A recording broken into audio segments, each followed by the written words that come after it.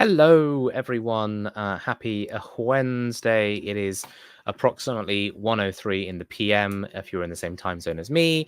I hope you're doing well. Welcome to What Do You Know? And another one of these Into Games Discipline Deep Dives. I'm Jonas. I'm the community and events lead at Into Games.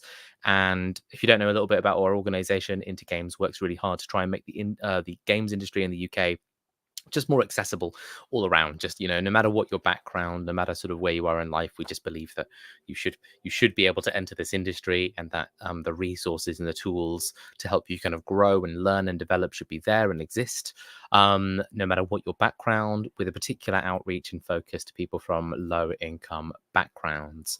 So one of the things that we sort of focus on doing is we try and do events like this. We try and do these free live streams. These are sort of free tutorials where people can get like sort of really important foundational knowledge about, games development, games industry, and the different schools that are used to support different skills that are used to support the games industry. And yeah, we're going to be doing one of those in just a bit. Obviously, Into Games does a whole bunch of other things if you're not already aware. Please do, sort of check out what our organization does. There's a lovely little link somewhere in this sort of YouTuber description, or if you head over to the Into Games LinkedIn page, because we have audiences on both platforms today. Hello, YouTube audiences. Hello, LinkedIn audiences. I hope you're both well. I love you both equally.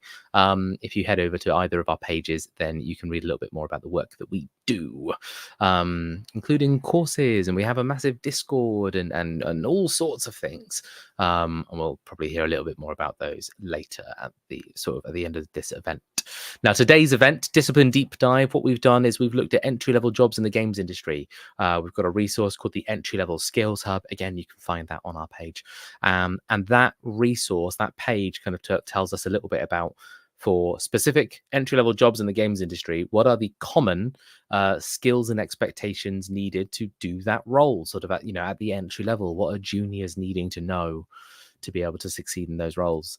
And for anything to do with marketing, we've got a couple of little bullet points that we thought we'd like to share to you. But today we'd look at sort of just what are foundational marketing concepts. If you don't come from that background, if you've never had that education, if you've never had like a mentor who's already sort of really good at marketing, community management sort of stuff, then where are you going to get that knowledge? I'll tell you where you're going to get it, right here from Kat Welsford. Kat Welsford joining me on the stage. Hello, Kat. Hello, everybody. I hope everyone's having a lovely day today. Nice. How are you today? Is it a blessed day? Is it a grueling day? Where are we on the scale of days? It's definitely a day. I think I'm very excited for this evening, but middling on the day. It's a Wednesday, and therefore it's going to be a middling day. It is the hump day, famously. But hopefully what we can do is you can share some fantastic knowledge, which will give you a big old kick in the moral bucket. Lots and lots of positive karma there. And everyone else can get some knowledge, which will hopefully give them lots of momentum to see it through to the end of the week. Hopefully lots of little bits of learning that people can go follow through to the end.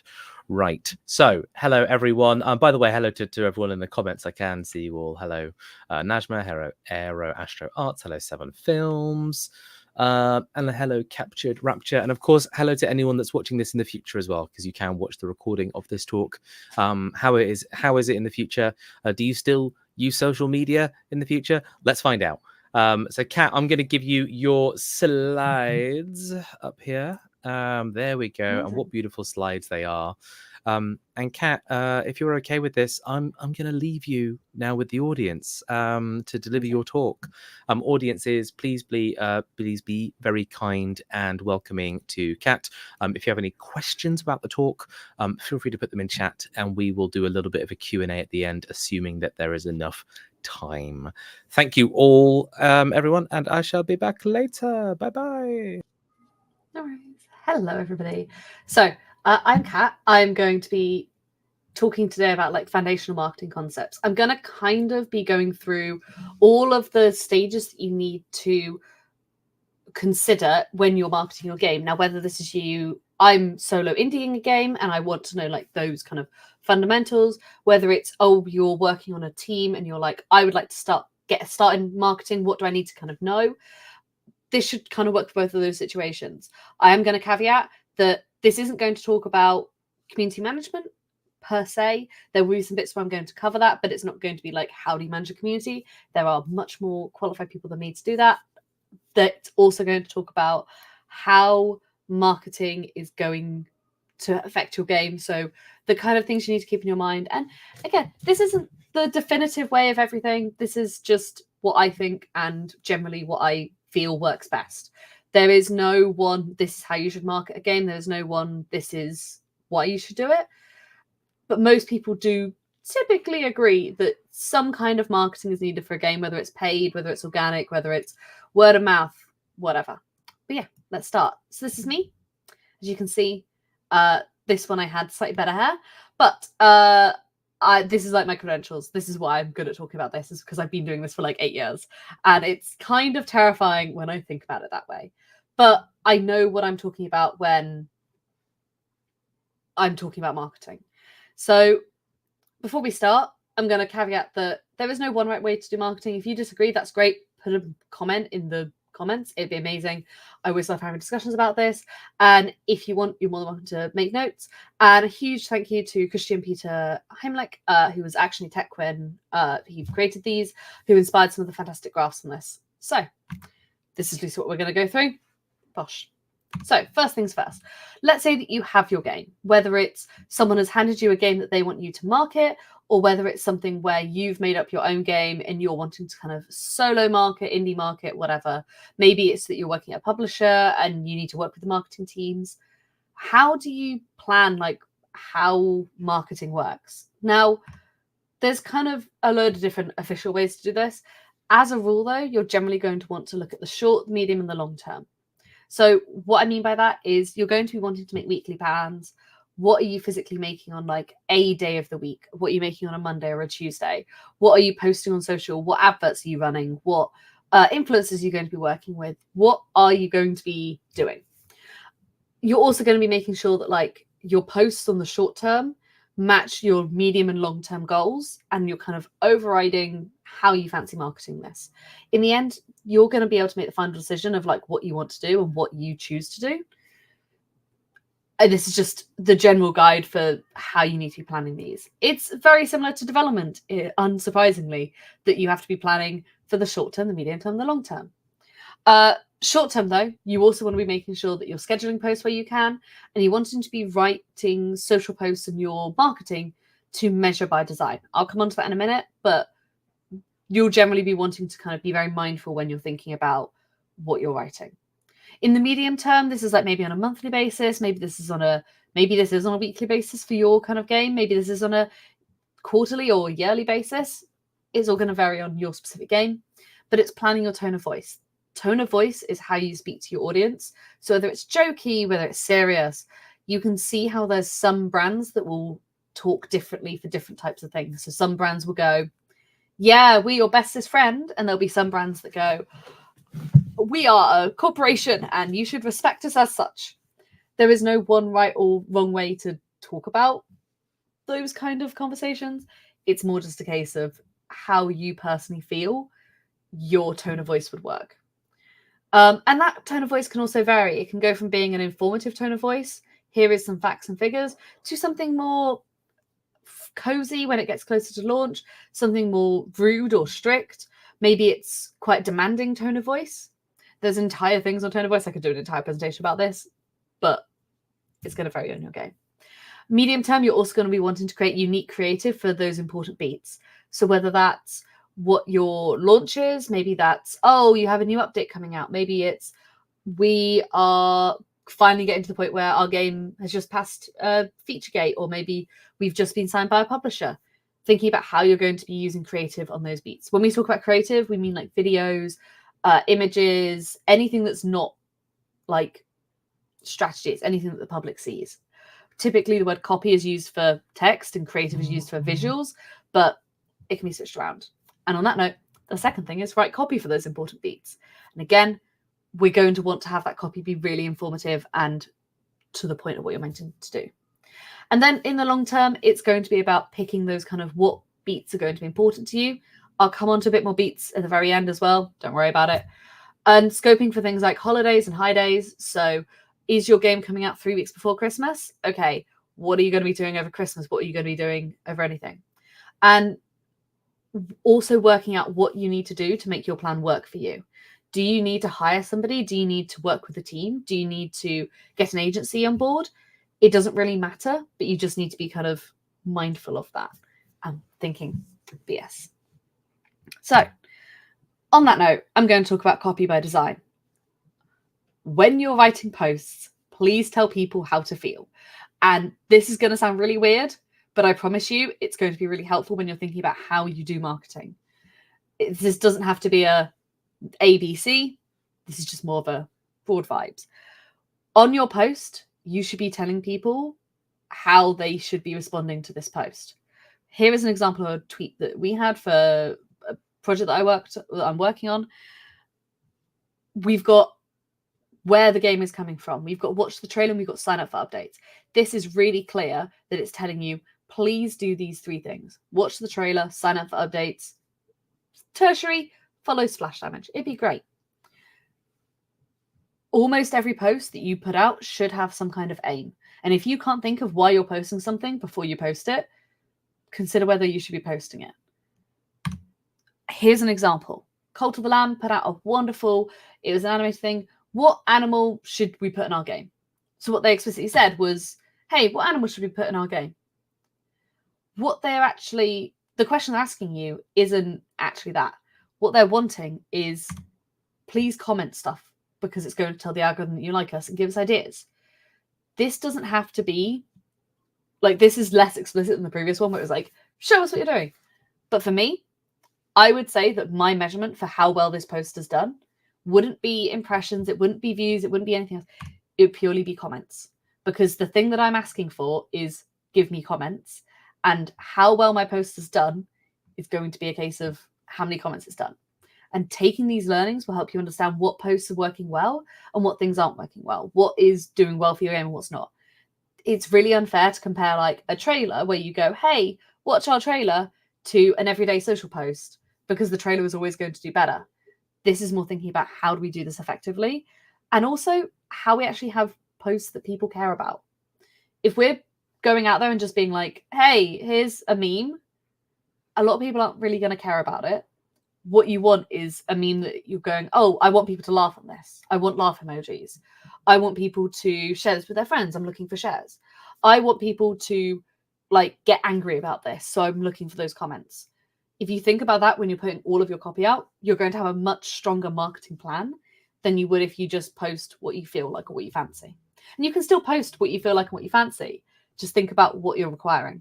Let's look at another example of this. So this is Facebook. I know. I promise you people still use it. Here, they're saying, are you ready to watch this trailer? Wonderful. What they're saying, without saying it as explicitly, is please watch our showcase. The things they're going to be monitoring are how many people are viewing that video, how many people are clicking on that link. We can look at it even on smaller games. We've got, please wish this now. They want you to click that link. They're going to be measuring clicks out. It doesn't matter what your post is. There's almost always going to be something that you want that post to do and something that you want that post to be measuring.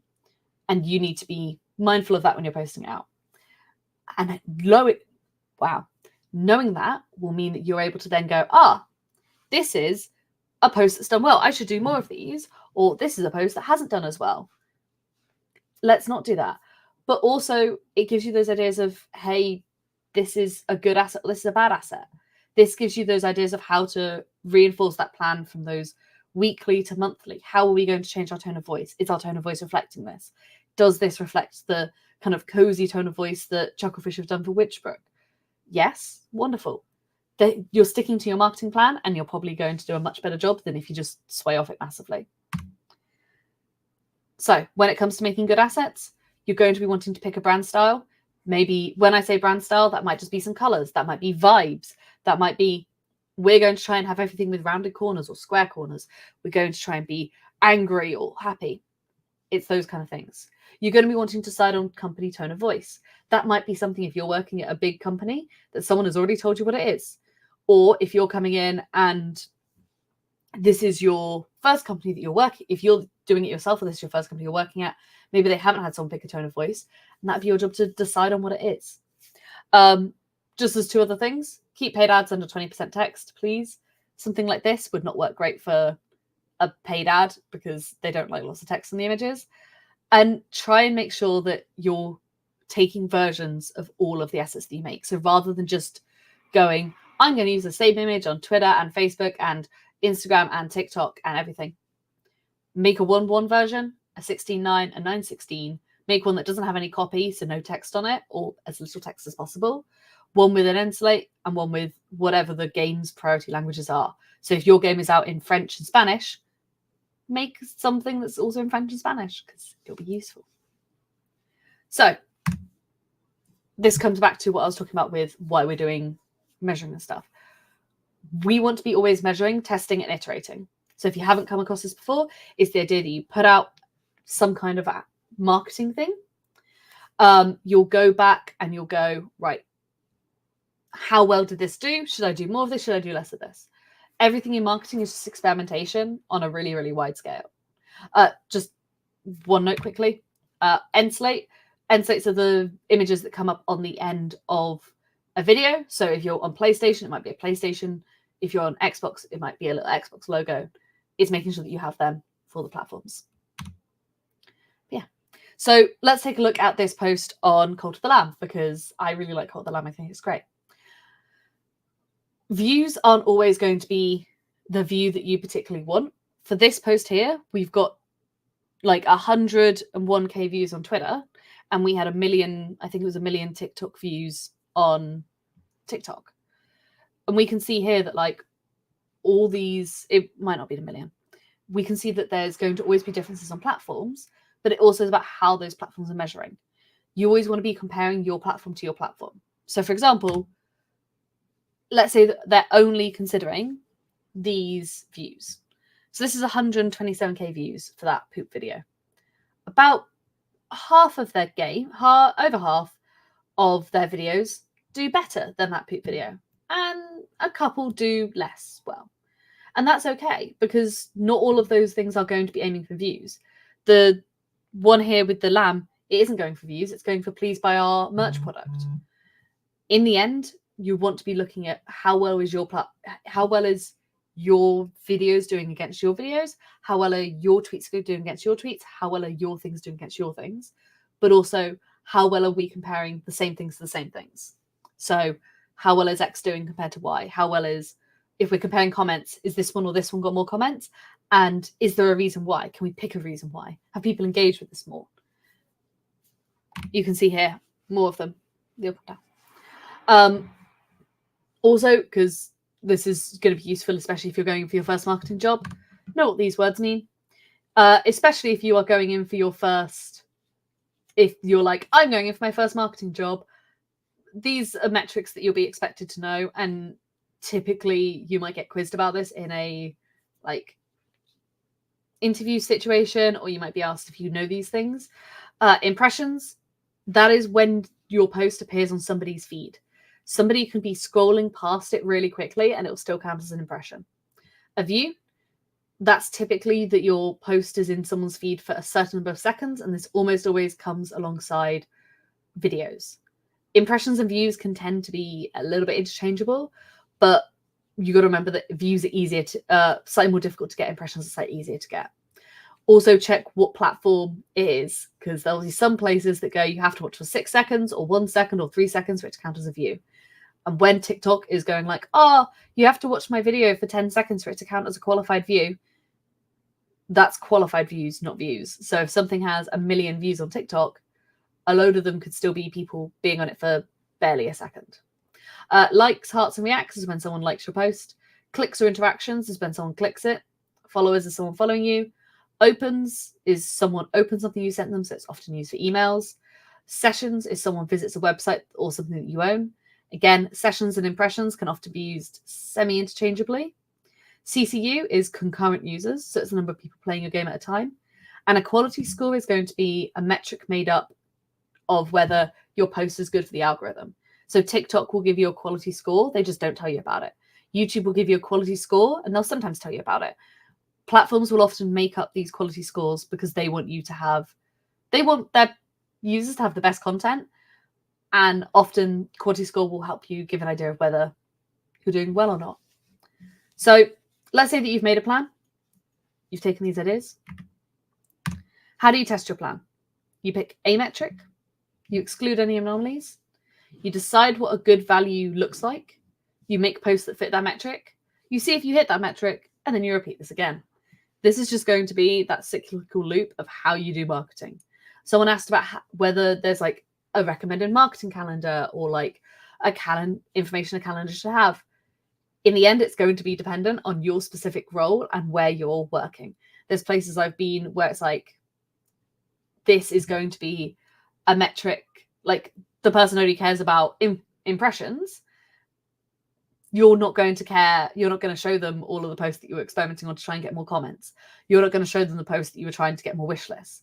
If somebody only cares about wish lists, you're going to want to design your calendar around those wish list beats, but you're going to want to have that variety of, let's put some things in for impressions or put some things in for wish list, for comments and engagement.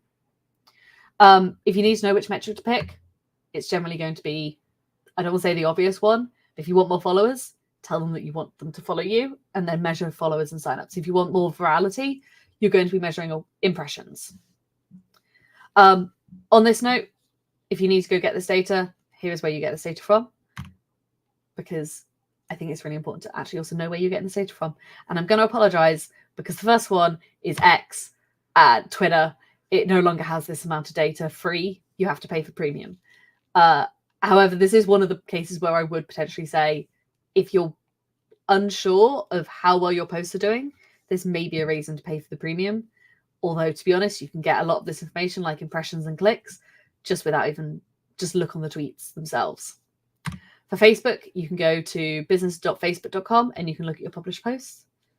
For Twitch, you can go to dev.tv.console. You have to register your game as being your game, specifically like your own game. You have to claim it as your own, and then you can get these insights in the console, which also tells you who was streaming your game and how long your game has been streamed for, which is quite fun. TikTok, you're able to get it in the app and you're able to see like who your followers are and understand all your analytics on there. And then Discord, once your Discord is a large enough size, you can get data, but there's only a finite amount of data that Discord will get you. You can use some monitoring bots. Some of them break terms of service, some of them don't. So make sure that you check which ones you're wanting to use. And then YouTube, you can see in your studio.youtube.channel, you can see how many views you've got and compare this over different time. Your trailer is always going to get more views than a dev dive video, but you can compare your dev dive videos to other dev dive videos. You can compare the same to the same.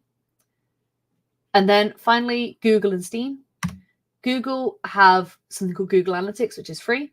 They have a really good training course on this, so I'm not going to go into too much of it, but highly recommend looking into UTM Analytics. I could do an entire course on UTM Analytics, and I have done it before, but I'd highly recommend once you've got a game out, take a look into UTM Analytics and see what you can find. I'd say generally you can go and get tools that will measure all of these for you. All of them out there, there's a mix of how well they'll do.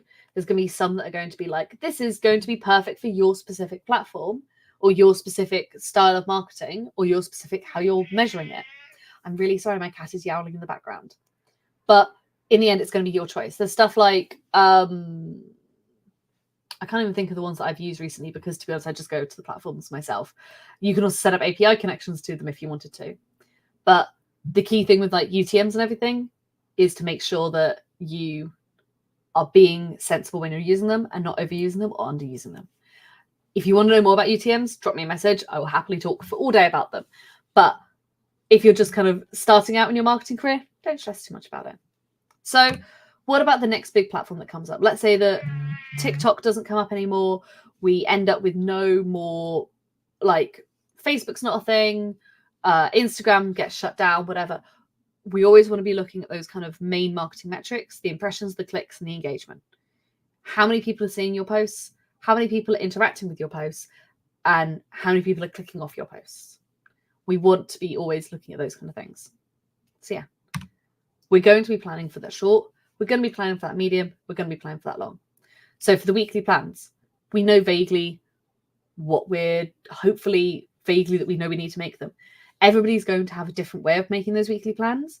I'd suggest planning each post with a, this is what I'm going to write, this is the image that I'm going to use, and this is what I'm going to be, this is the aim that I'm going for. I want to go for comments, I want to go for impressions, I want to go for views, I want whatever.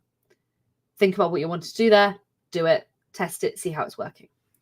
Make sure that all those posts match the marketing plan. So like, are you going after impressions right now, or are you going after wish lists? Maybe try and have them go after wish lists if you're wanting wish lists. When you can schedule posts, schedule your posts because it saves you time. Write that copy that encourages people to interact with it in the way that you want them to. Don't say, hey, wish list our game if you're wanting like people to actually comment, and don't say, hey, comment below if you want people to actually like wish list your game. Plan your medium plan. So take that tone of voice, work out, are you talking in the right tone of voice? Have you created creative for those important briefs? Write that copy for those important briefs. And now we're coming on to pick the important briefs for you, the important beats for you. Now, this is more in the kind of longer term strategy. So you always want to be planning in the long, the medium, and the short term. Short term should be weekly, monthly, whatever. Medium is probably monthly or quarterly. Long is going to be over your entire game's life cycle. And this where it comes into how your game is going, like the kind of timeline that your game should be following. Now, I'm going to caveat that I'm going to jump to an entirely separate topic for 10 seconds. Well, not 10 seconds. Entirely separate topic here, because in order to talk about that kind of longer term strategy plan, we need to talk about something else. And it's called the 4 Ps. Or as I like to, I've added 2 extras on here, which is the 6 Ps. When we're talking about our games, we should be trying to focus on at least one of these at all time. So whether we're talking about, when we're thinking about our promotion life cycle of going from we have an idea about a game to the game is fully released, you want to be going from like, here we have an idea about our game, what do we talk about at this point, to the very end point, we have our game out, what are we talking about at this point? And at these different points, you should be thinking about these 6 different Ps as well. I appreciate this is a lot to annoy and consider when you're thinking about like just a marketing plan, but it's useful to be kind of thinking about this in the kind of broader structure. When should we be talking about these things? So to start with, your product. Just as a caveat, the 4 Ps are product, price, place, promotion. For games specifically, I've added on pitch and pictures because how we market our games is very different to most other things that we market outside of video games. Like the 4 Ps work if you're marketing shoes or pajamas or a car, but the picture in the pictures tend to be more exclusive to video games and film and other entertainments, just because we have to justify the person to give their time as well as some of their money towards it. Anyway, let's start off with product. So product, make a product, please. Make something that you're going to love. Specifically, if you make something that you love, other people are probably going to love it as well. But understand why you're making the thing and be able to explain why you've made this product. People are going to buy it because you've gone, hey, I've made this really lovely game and it's really, really good fun, please buy it, isn't particularly going to help. Let's say that you have like a more, I want to use the word like if you have like a game that's really complex, like there's not very many I can think about because most people don't fall into this mistake. But if you've made a game that's really complex and people don't understand it, it's going to be really difficult to explain your product to other people. But if you love your product and you know how you're explaining your product, you're going to have a really good idea of what makes your product fun to play, what's going to be enjoyable about it. When you're making a product, think about when you're putting like a idea in or something that you think is going to be a really cool feature, have a think, is this something that I would care about in a video game? And if so, write it on a list of things about my product. And if it isn't something, if it's just like, here is backend services that I know I personally think are really cool, but the consumer isn't really going to care about it. Put it on a different list of things I should care about. But make a note of these and make something that you love. For other industries, product becomes like much more of a research thing of like, make the thing or make this specific thing. But in games, because it's much more creative, I feel like there's less point going follow the trend when in fact you could make something that you like and start a whole new trend. Next thing is price. Please tell people your price. When you're doing marketing, you're going to want to tell people your price, and you're going to want to tell them the price not too far in advance that you can't change it, but not too late that they feel like they've been duped or they've missed out on something. So for example, if I've got a game that's coming out in December, I'd probably be telling them the price maybe in October or November. You want to be thinking about, what are we telling them? Why is it the price that it is? Is this matched against other games? And how are we communicating that price to people? So for example, are we going to do a tweet that's just like, hey, price? Are we going to just have it pop up on the Steam page? Are we going to do an entire trailer about the price? Are we going to just have it be a feature in another presentation? Maybe it's an announcement trailer. Maybe it's a launch trailer. Is it going to be only announced on the day? In which case, why are we doing that? What's the choice that we're doing this? In the end, you want to be talking about that price to people, and you want to be mindful of when you're doing it. There's no point putting price in every single tweet that you put out, but there is going to be a reason to put your price out in a post at some point, or perhaps in a trailer or attached to a trailer, in the comments of a trailer. Also include the non-monetary price. Now, this is something that, again, is less important for things outside of video games. But if your game is like 40 quid, but your game is also 150 odd hours long, people are going to be much more comfortable spending that time and that investment than if your game is 2 hours long and 40 quid. Because people are going to weigh that up. You need to give them the justification of what they need to do. But also that commitment. Is this going to be a game that you have to get 3 or 4 people friends with to play? Like, if this is a multiplayer game, do I need to get friends to play this? Can I play it with strangers online? Communicate that out to people. And again, this doesn't have to be in every single post or tweet. But when you're doing that marketing plan, have points where you're going like, we're going to talk about price a month out. We're going to talk about product the entire time, but we're going to talk about price like a month out. Then we're not going to talk about it very much. Then we're going to talk about it like the non-monetary price at this point. Then not very much. Talk about these things. And also consider how this compares to your competitors. Research into your competitors. One of the things that you're likely going to get asked, especially if you're going into like a new marketing role, is like, have you done competitor research before? And competitor research, I'm going to be honest, is glorified Googling. You go and you Google things, but it's about going, what is the most relevant information about this? Am I taking this information and learning something from it, or am I kind of just passing it by? Place. Put your product where it sells and tell people where it is, and be on the social media where your users are. And if you don't like that social media, pay an agency to do it. Like, if you don't like TikTok, find a TikTok agency and pay them.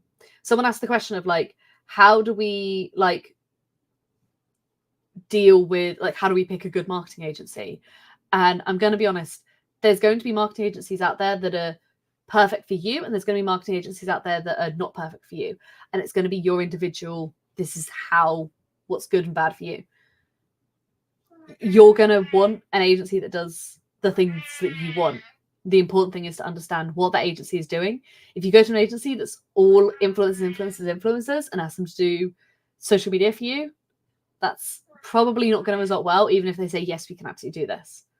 Whereas if you go to a agency that's like specialized in like activations and like big outdoor experiences and ask them to do your social media, again, they probably have some people that can do it. They might not be the best for that. But yeah, put your product where it sells. If you think your game is going to be selling on itch, put it on itch. If you think it will sell on Steam, put it on Steam, and put it with the tags that you think are going to be relevant. Make sure that you consider that Steam page as your storefront. How are we going to be talking about it? How do we speak to people? And be on the social media where your users are. If your users are all on Reddit, I feel very sorry for you, but you're going to have an absolute blast trying to moderate that.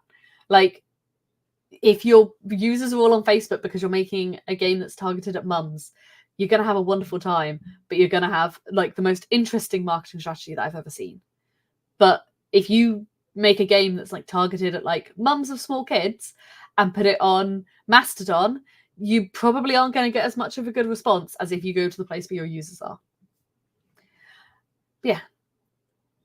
And also talk about the place that you're selling it. So again, think about this. Are you saying this is where the product is? Or are you saying, like, at what point are you saying where this is? When are we talking about place? When are we saying, oh, this is Steam? When are we saying, oh, this is PlayStation? When are we saying, oh, our game is actually only downloadable from our website? Or we're going to be able to try it to EGX? Like, where are we saying this? And where does that fit out in that long marketing plan? Pitch. Can you explain your product in a line or two, and to your nana and to a preteen? This is my favorite thing to get anybody to do. And I think it's something that's really important for everybody to try. Is if you have a product, if you cannot explain your product in a single line, it could be a long line, but in a single line, you might want to try and refine what your product is. As an example, like Fall Guys, it's chaos. You're competing with 40 people to try and survive. That is a 2-line pitch, and I think probably explains Fall Guys pretty well. Fallout 76 is like, it's post-apocalyptic, dystopian, survival-ish MMO with like 50 people. Long line, but does explain the game. Probably not my best line, but it's about understanding what you're pitching it to. Can you explain it to someone that is like, doesn't understand the references that you're making? Can you explain it to a preteen? Can you explain your game to something else, to somebody who is not your target market? And do you need to explain it to that person that's not a target market? Do you need to be able to explain your game to a nana? Because if you don't, you probably don't need to try and get it into like 1 or 2 lines. But if you can't explain your product to someone that isn't your target market, you possibly don't understand your product well enough. And it's useful to consider. Pictures. Is your product visibly recognizable from the pictures that you put out on social media? What I mean by this is there are lots of things on social media, and you want your product to feel like it's unique, but also feel like it's fitting in with the rest of the stuff. So when you're doing like your adverts, when you're doing social posts, when you're doing other assets like trailers and immersive experiences or anything else that you run with, you want those things to all feel like they're coming from the same product.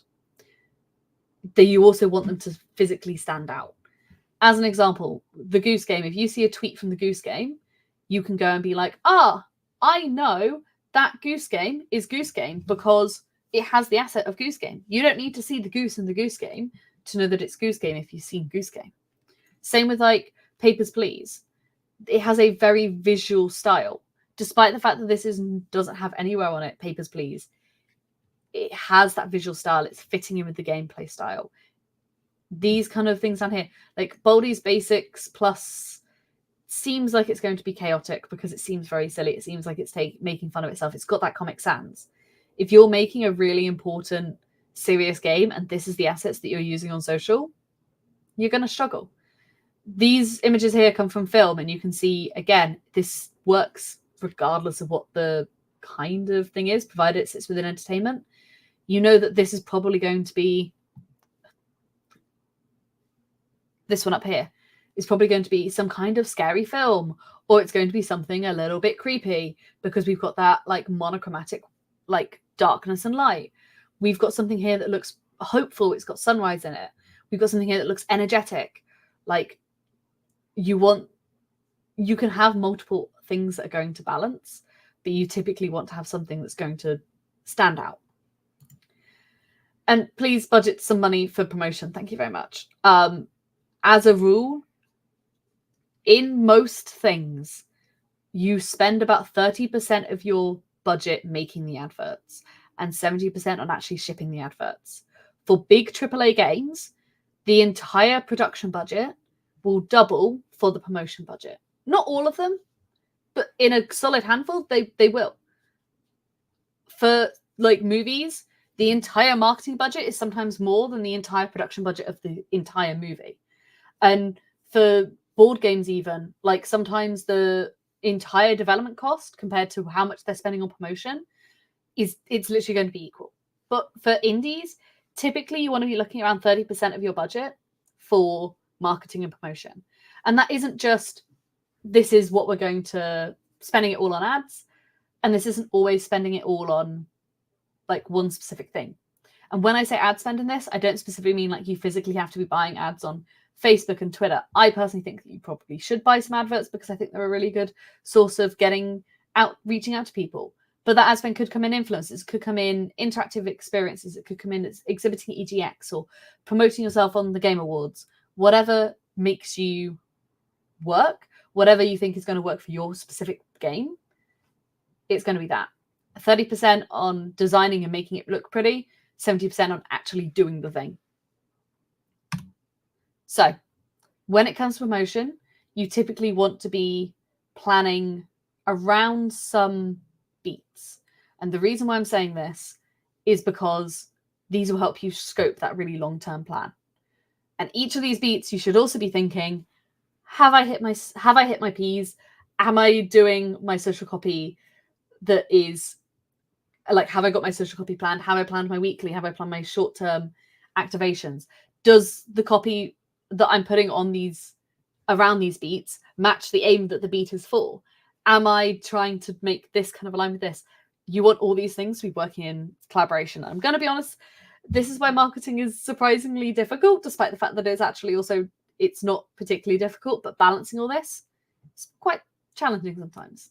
So not every game is going to have these big beats, but a lot of games will.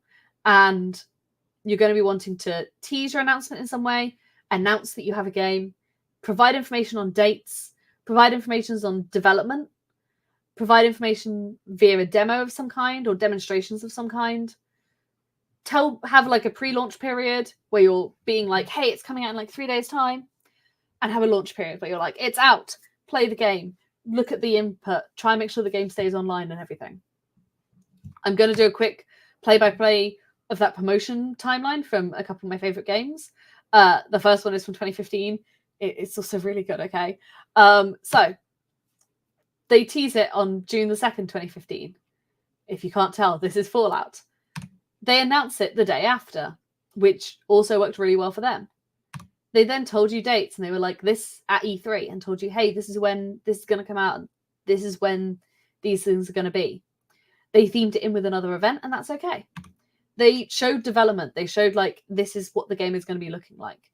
They showed how they're building the game and parts of the game that you can see. And then they also demonstrated a lot of the features of the game. They showed you about the different special skills. They showed you about the character system.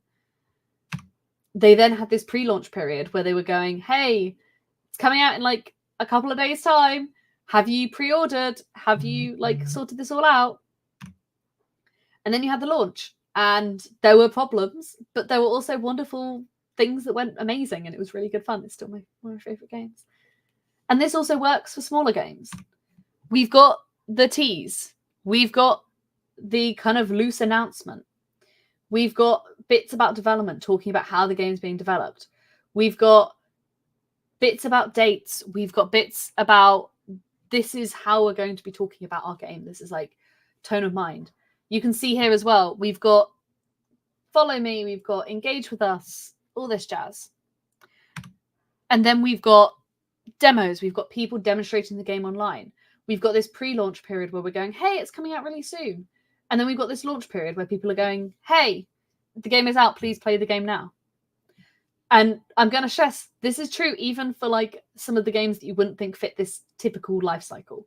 Almost all will loosely follow the same beats, even if it's not in that order, or if it's in a very strange order. For example, Astro's Playroom is the tease, in my mind, for Astro Bot the game. This is a free demo. The free demo resulted in a very big popular game that I personally played. I'm loving it. But we have this tease in November of 2020 when we're releasing this standalone project. And people are like, hey, I'd love to play more of this. And then we get a tease being like, this is 100% just a tease, but it's just something a bit different. And it's a little bit out, and this ends up being in the new bit. Then you have the announcement, and we've got the full, it's going to be coming. And they also drop dates at the same time. They also drop other information at the same time. They drop when it's going to pre-order, when it's going to be available. They've got development. They show you things that are going to be happening in the game. Like they tell you, oh, there's going to be Horizon cameos. There's going to be God of War cameos. There's going to be like, this is how we've developed the game. This is like how we've crafted some of this gameplay. They've shown off demos. They've shown off videos of the game and what it's going to happen. And they've also put extra bits into Astro's Playroom so you can then play little bits at the start. And then you've got the launch when you've just got this pre-launch period, which then very quickly goes into the actual launch where they release another trailer and they're talking about it, the accolades, they're talking about the things that went well. This is what happens for most games, if not all. And it's a really good way of strategizing how you're going to do your marketing plan. So for the long term, you're going to be having this big, I'm going to go back to that long-term slide actually, because I like that long-term slide. For the long term, you're going to be picking those important beats for you. You're going to be then planning what Ps you're going to be talking about at each of those beats and when those beats are going to happen. Maybe not all of them will happen. Maybe just some of them will happen. You need to work out what you need and who you need to make that marketing plan work. Do you need an influence agency to do this beat? Do you need a marketing agency to do this? Do you need a creative team to build this? Have you scoped around like what high days and holidays are coming up? Have you made sure that like you're not accidentally creating something right in the middle of Gamescom when no one's going to be able to talk about it? You're taking those important beats, and for each of those important beats, you're planning for that medium term point. You're saying, what is our tone of voice for this? Are we informative? Are we talking? Have we picked up specific creative for these beats? And have we written copy for them? And for those beats, have we also planned like our weekly plans, our daily plans, are what are we going to be doing? What are we doing on the times between these beats when we have this kind of slightly dead period? Are we going to be talking? Are we not? There's no one right or wrong answer for these questions, but it is questions that you should probably be thinking about and getting ready to answer, because it doesn't matter whether you're the highest in the studio or very entry level, you're still going to be having the same kind of questions coming up. If anyone's got any questions, I've seen a couple, so I'm going to read them out and I will go through them. I am going to put it onto the short, medium, long, if that's okay, Jonas. Yes, yeah. No, absolutely fine. I just noticed that my hair was weird. You can also take this moment, now that I'm back, everyone, I hope you're doing well. You can take your moment to give your cat some fussing and whatever attention it wants, because it so desperately wants to either be part of this presentation or food. It desperately wants food, but sadly has already eaten all of its lunch today. Well then, there you go. Well, hello audiences. Yeah, no, loads of questions have been asked actually, from sort of even quite early in the presentation. So some of them might have been answered by bits and bobs you said earlier. One of the shortest questions were like, what is an end slate? But I feel like you picked up on that. Yes, end slate, in case anyone questioned or missed that bit. It's the slide that happens at the end of a trailer or a video of some kind. It often has like PlayStation or Xbox or Steam, whoever you're launching with, and also will often have some like interesting copy, like, hey, your data's coming out at this point, or this is how much the game is going to cost. Typically, you want them to be personalized for what you're actually telling people. So there's no point putting like, hey, we're going to be on PlayStation if you're showing a video just to Xbox. Nice. Thanks for recovering that. So yeah, just looking at some of the questions now. There's so much chatter that I'm like just trying to comb through the chatter. So I think Captured Rapture actually asked a couple of questions shortly after Sneaky09. Kat, are you right if we go to just you and me and I'll put the slide away? Absolutely. Everyone, if you want that slide, take a screenshot, press the print screen button right now, or just scroll backwards on the YouTube video later. Right, let's bring us to this version. Hello, and I'm going to make you the big one because you're the star. Right. So yeah, no, I'll read out some questions to you, and I'll sort of reword them or rephrase them if it kind of flows into a better conversation. But the first question, Captured Rapture, does ask, do you have a recommended marketing calendar template, or what information a calendar should have for which stakeholders? So for the recommended marketing calendar template, there is no specific one that I'm going to say, this is the one to go for. Every game is going to be different. The one that works best for you is going to be the one that works best for you. However, something that does have short, medium, and long-term goals on it is probably going to be something that I personally would prefer. I'd also say on what information a calendar should have on which stakeholder is going to depend on which stakeholders it is. Your CEO probably doesn't need to know your weekly marketing plans, but would want to know your like big beats that you're planning. Whereas your social media manager is definitely going to need to know that kind of weekly marketing plan. And it's going to be the same regardless of the size of your company. If your CEO and your social media manager are the same person, they're going to need all of that information. And potentially they are also going to be doing this thing as well. And you also are a stakeholder in your own work. So you also need to be making sure that like you're making this plan work for you. And in the end, the person that's going to be making the plan needs to work for everybody, which is always really, really fun and difficult, but it takes a little bit of time, but does work in the end. Nice. Captured Rapture. I hope that answers your first question. But I will know your second question is quite good. It's a very different one as well. Any recommended processes or software for tracking metrics and analyzing performance, or are the platform metrics enough? Does YouTube tell you everything that you need to know? I would say that YouTube tells you everything that you need to know. And in fact, most tools that are not like the platforms themselves, like there's tools that be like, oh, we can get you loads of insights on Twitter. It's like, cool. A lot of the times, those insights are things that you could just calculate yourself. Like I've seen like somewhere was justifying that they had this wonderful impact number. And it was great. How do you work out the impact number? And it's just impressions divided by views. And that was their impact number. And that's fine. That is a really useful metric to be looking at. But it is one that you can also calculate yourself. And yeah, in the end, you're going to be able to decide and what your budget is also going to work for you. I personally really like using something that plugs straight into the APIs because I much prefer coding it myself than having something pre-built. But other people in my team much prefer pre-built things, and therefore they have things that are pre-built. Okay, nice. And then the next question, just going through this. Sorry, I'm getting distracted by meowing cat chat. There we go. Dan Tonkin asks, or actually has quite an interesting experience here. So Dan Tonkin sort of says, well, I've got previous agency experience of paying up front and then kind of just crossing their fingers, hoping for the best. Often those agencies might have really good meetings and really good kind of in conversation, but then come the excuses.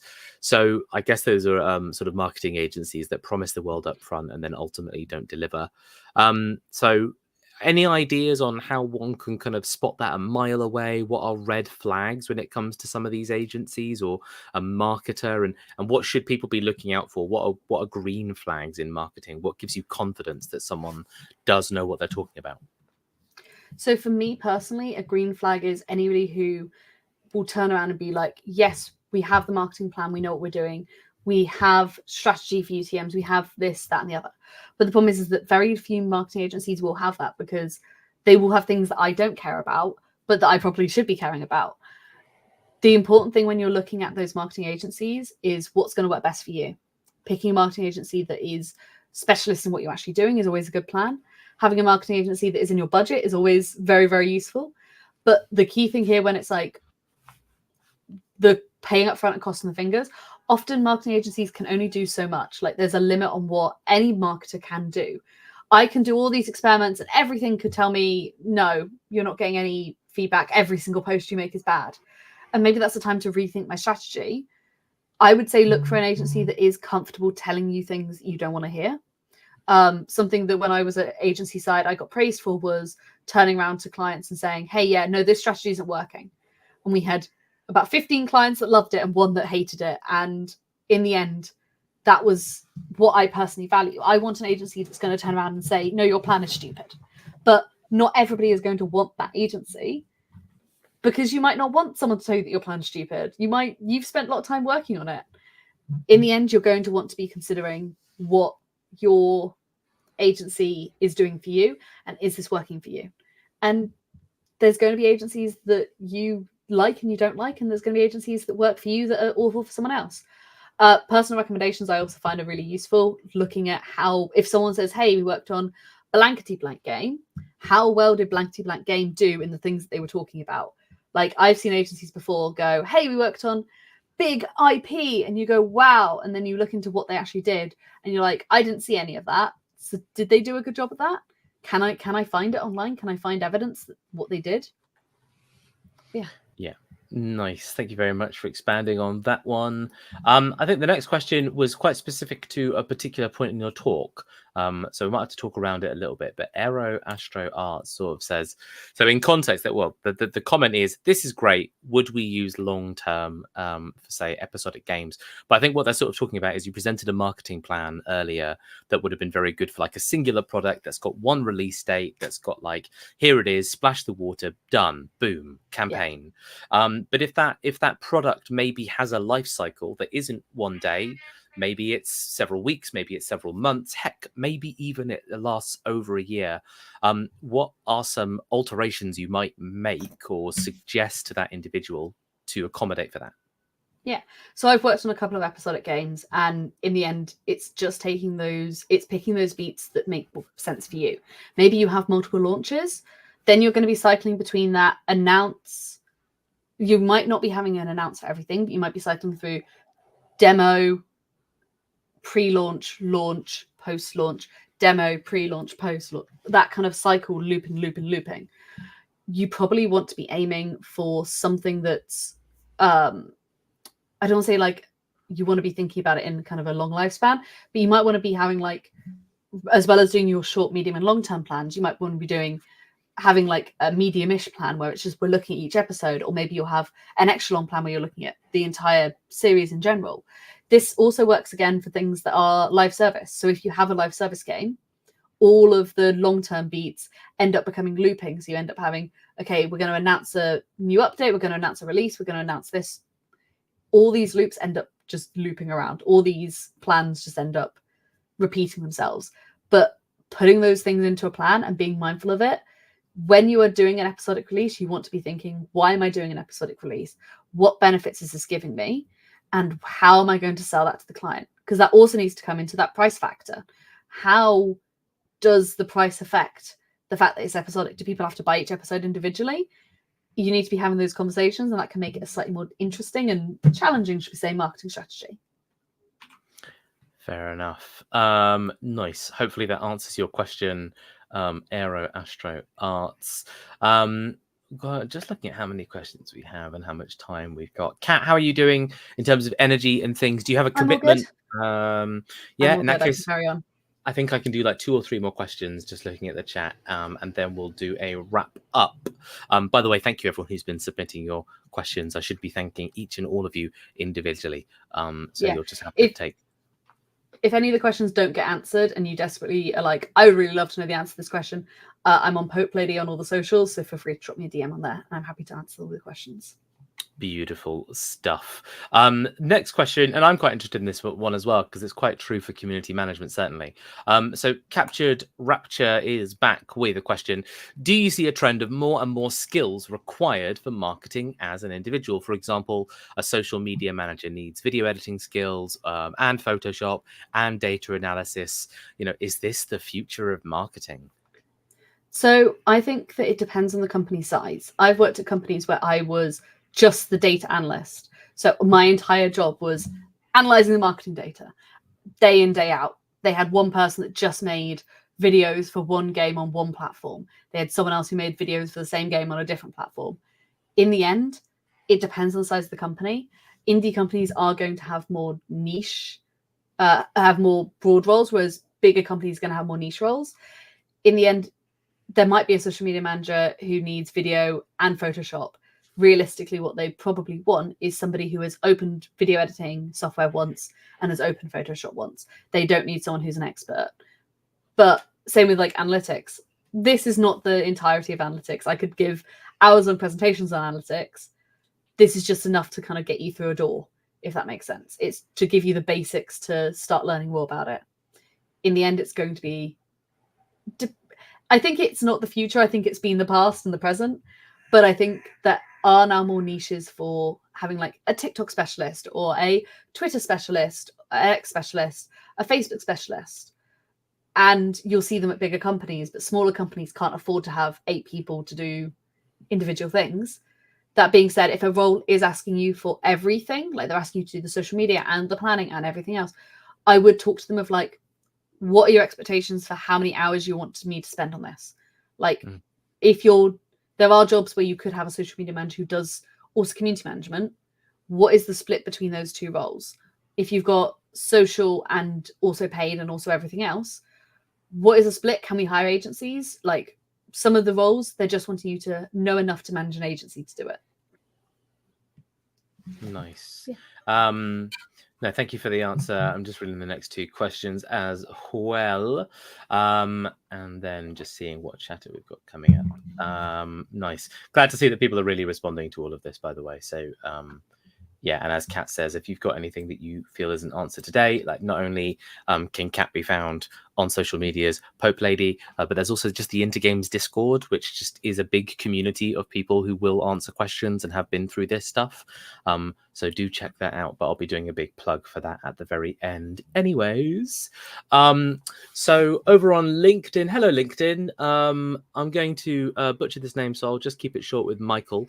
Michael asks, when talking about free-to-play games, would you rather not state the price of in-app purchases or like not promote it heavily? I suppose so. Earlier you were saying how to be upfront about, you know, how much things cost, how much time things cost as well, like as a marketer, and in terms of like, you know, what is the product and how do people get their hands on it? Does that change with free-to-play products? Does that change with in-app purchases? It doesn't particularly, because you want to be considering what you're actually saying to people again. So for a free-to-play game, which I've worked on, we didn't state the fact that that there were these in-app purchases, because the thing that we were trying to tell people is, hey, it's a free game. You can play it for free. The thing that we wanted to be more clear about was like, this is a game that like you pick up for like 5 minutes. As a really good example, there's a lot of idle games out there where it's like, you go on this for 10 seconds a day, and therefore your price is actually 10 seconds a day and slowness. There's other games where you're like, oh, this is actually a really big game. It's huge. It's going to be massive. Like, maybe it's like not that, if that makes like what it's about communicating that price, even if it's not a monetary price. If there are in-app purchases, I feel everybody kind of assumes there are for free-to-play games. So it's a case of also communicating what you're getting for that. What are you gaining? How often do you have to pay it? What do you have to pay it for? But yeah. Nice. Thank you very much. Ooh, do you need to get that? I do actually. Give me 1 second. Feel free to ask the next fine. question. I can hold the ground while Kat is done a disappearing. So yeah, thanks everyone for joining us so far. While Kat just gets that door and whatever that is, I can just plug into games a little bit. So if you're not already aware of our Discord, Kat's already back. Wow, so quick. Well, I'll finish what I'm saying, Kat. But if you're not already aware of our Discord, Into Games has a Discord community of over 9,000 people, either working or working towards getting a career in the UK games industry. It's a really wonderful place to be. Am I biased? A little bit, yes, but it's literally my job to make it a great place to be. So I try my darndest. If you head into that Discord, you know, you'll be able to sort of get some channels where you're able to ask the community different questions. That's a really good opportunity for you to get feedback on certain things or understand what the community's experiences are around other aspects of the UK games industry, especially for getting hints and tips on interviewing, on applications, on finding out if anyone's got experience with a specific studio or role before. We've got the feedback forum. We've got a place where we're really pushing for people to take part in game jams, and you can share your game jams with us. We play them. We do hangouts every other week. And of course, it's the best place to be if you want to find out about events like this, because you'll be one of the first people in the know. So please do jump in there if you're like, you know, if you're experiencing this event, you're not familiar with the community, and you'd basically like to experience a lot more of these kinds of conversations on a near daily basis, because that's where you get them. Right now, Kat, I'm going to swap back over to you. I think we'll take one more question anyway, and then we'll do a wrap up. So I'm just giving a read of, I think we've got like 2 more questions. Yeah, okay. So Captured Rapture asks, are there any important caveats for niche platforms? Now, I don't know if you've worked for these kind of platforms, but they mention, I'll bring it up, they mention virtual reality and board games. There might be some other platforms that we haven't even mentioned there. Like, what about like a small console, like the Playdate or something coming out on like a really specific type of mobile phone or for a specific type of periphery? I think all of that could be quite relevant. And are Give you me 1 muted? second. I have to go and answer the door quickly. You had to go But I and answer the will. door again. No worries, no worries. So popular. Cat is just so popular. I'm just going to read a little bit of chat. So Dan Tonkin, you had to go and talk about rhythm game. Excellent stuff. And people just really commiserating on how many hats someone has to wear in a certain field. Yes, lots of hats indeed. Right, how are we doing? All good. So I've worked on a virtual reality game, and I've also haven't worked on any board games. I have worked on quite a few RPGs actually. I've also worked on a mod. I've been working most recently on Fallout London. So there's going to be caveats for every single niche platform. For example, on a mod, you can't sell the game. Like, it's not for sale and no one is getting paid for this. So how do you market that to people? How do you explain that price? In the end, every single platform is going to be slightly unique and going to have something really interesting about it. But the key thing here is understanding why certain platforms are going to be performing. Like, what's the thing that we need to tell people? For example, virtual reality. What do they need to buy the game? For example, if it's an Oculus game, do they need an Oculus? Do they need a Rift? Do they need a specific version of that? This all comes into that price bracket because you're effectively saying, rather than it being like 10 quid, you're actually saying, oh, it's now 310 quid. So it's judging those prices into play, and also who are you marketing it to? Is there point you being on, is there point you talking to people on YouTube when most of your players aren't on YouTube? Or is there a point for you being on Mastodon if like there's not that audience? Whereas like for Oculus, they encourage a lot of people to be on Facebook. It doesn't make sense to be on Facebook. It might be, it might not be. There's loads of different spaces where you want to be talking to the players, and you want to be trying to go to them a little bit as much as they come to you. You might be going, oh, I need to be on a Discord. You probably need to have, you might need to have a Discord. You might not need to have a Discord.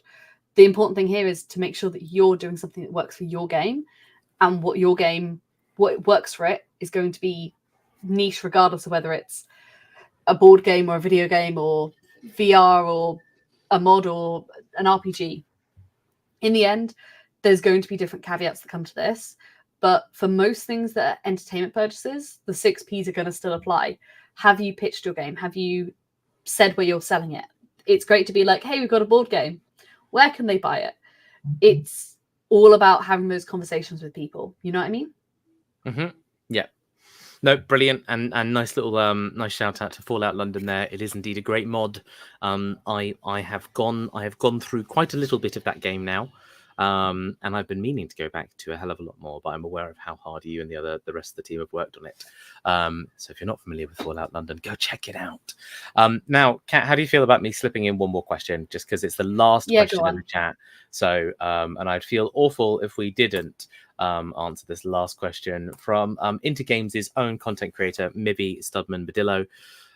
Mivy asks, in what point of a marketing lifecycle would a Discord server potentially be introduced? And I'd like to sort of caveat that with like thinking about sort of community. Should all video games have a community? Like, is a Discord server mandatory? How do you know that it's useful? How do you know that, you know, a Discord server is appropriate or a community is appropriate in a marketing strategy? And then whereabouts in the marketing strategy would you place it if it is appropriate?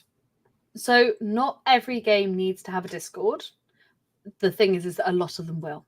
Mm-hmm. And the thing for this is, if you have a multiplayer game, it's virtually essential. But you don't have to be the one that's building that space.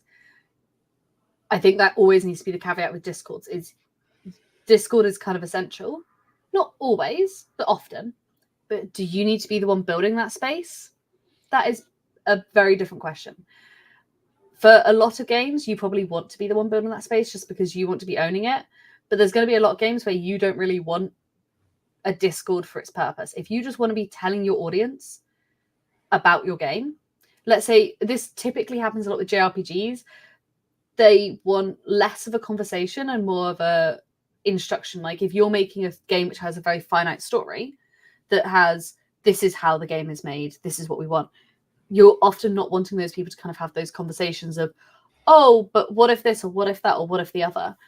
Discord is for building those communities. And if your game doesn't really need a community, if it's a single player, finite game, you don't desperately need one. You can have one, you just might not need one. On the where it should be, where you should have it, in the end, the place that you should have your Discord server, having a Discord server too early can result in it being a bit dead. Having one too late can mean that you miss out on the traffic that you need. I would say probably around the announcement would be when you'd open a Discord server. And I would say make sure that you also have the team to manage it.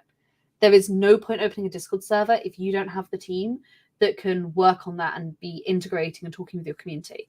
If you don't have a community manager, if you don't have someone who's got dedicated hours in the day to work on that, you're probably going to struggle with maintaining conversation in there, but also you're going to struggle with people trolling or going off on a tangent. You don't want that to happen. So I'd say it depends. And if you're in doubt, I'd say there's a load of like freelance community managers out there. I'd maybe talk to one of them, even if they just go through the stage of setting up. There's people out there who will just set up a Discord server for you, and they'll do the work to like get it into a point where they can just leave it. So yeah, highly recommend doing that.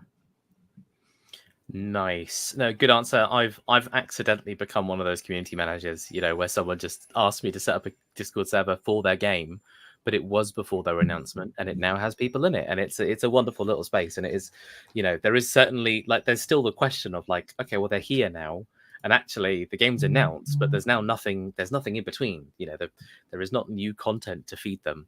So there is that kind of conversation a little bit about like, well, what is the space for when it wasn't for announcing the game? What is the space for when it isn't for sharing gifts and content? Because right now, the fact is the game's being worked on, but not with new visible material, which is just, that's the way it works sometimes. So it's a fascinating conversation, and yeah, interesting to sort of see how other people come up against this and where other people land in this conversation. Right, that brings us to the end of the Q&A segment, and look at that, only 13 to 14 minutes over time. What do you know? No, we're absolutely fine, everyone. I hope everyone watching has had a great time. Kat, I hope you have had a sort of a wonderful time sharing some knowledge over here at the Intergames YouTube channel. Thank you for joining us. Firstly, I just want to make sure that you get a chance to now. I'm just going to give you a platform now. And basically, if there's anything that you want to share now, whether it's some final words of wisdom, whether you want to plug something, a personal project or some socials or bits and bobs, or you just want to pick up your cat and share it to the camera, any one of these three things or all three of these things are allowed. Wonderful. So, hi, I'm Kat. It would be lovely if people follow me on social media. I'm Poke Lady everywhere. If you want to ask me any other questions, I'm always happy to answer. I'm currently doing a load of talks and bits and bobs. So if you see me somewhere, definitely come and say hi. I'd love to be like, hey, you saw me there. If you have any questions, drop me a message. I'm on the Intergame server, Discord server. So if you want to ask me there, that's also fine. If you would like to do some nice things, I'm doing some work with Fallout London. If you haven't played it, it's great. I'm doing a load of work with London Gamers, and I also volunteer with a load of different organizations, which I'm going to rattle off very quickly. Within the games industry, SavePoint Industry Gathering is a space for marginalized gamers, marginalized game developers within games. So anyone who is a woman, anyone who is non-binary or transgender, come and join us. We'd love to have you. We run events every so often. We run them at lots of big events. I also volunteer with the Games Industry Job Hunting Slack. That is an international event that is really, really lovely. If you had a job in games and lost a job in games due to redundancies, we'd love to have you. There is the UK Games Industry Slack for anyone who is currently working in video games. As Jones is pointing out, a lovely pin here. I will say that is only if you have a job already in games. So if you're already there, amazing, come join us. And there is also Limit Break, which I volunteer with every so often. Highly recommend them. They're just finishing off this year, so sign up for updates on next year. I think they're great. And yeah, go and do nice things. Oh, Special Effect. I'm an ambassador for Special Effect. Special Effect are really, really lovely. If you have money, give them some money. They help make games more accessible for everybody. Is that all the things I volunteer for? I think it is. I'm not even certain anymore. I think I've got like 3 other things, but they're very niche, and therefore there's no point. If you just follow me, it's all good. But yeah. Nice. If Kat is involved in a cause, it's probably a great cause, and you should support it as well. That's what I'll say to our audience. And yes, no, what wonderful organisations, and what a great. I'm part of the UK Games Industry Slack channel. It's a great Slack channel. Love it to pieces. Nice. And then just thank you very much to our audiences. To those of you watching live. Again, hello to those of you on the YouTube. Hello to those of you on the LinkedIn. I hope this has been a pleasant sort of learning experience for you all. And especially hello to you people in the future watching this recording. Again, hopefully this has all been useful stuff, and if anything didn't get answered, then you've got Cat socials and you've got the Intergames community to jump into as well. And in particular as well, if you're really chomping at the bits to learn more about the games industry and you want to sort of sit down and have some sort of course expert-led material, don't forget that Intergames, this year we've sort of kicked off our offering of sprint courses and whatnot, so you can jump into one of those. They're very lovely. They last 3 weeks. They're in the evenings after your work or after your full-time education. Highly recommend. Please do check them out. I think that is everything. So yeah, we're going to bring it to a wrap there, everyone.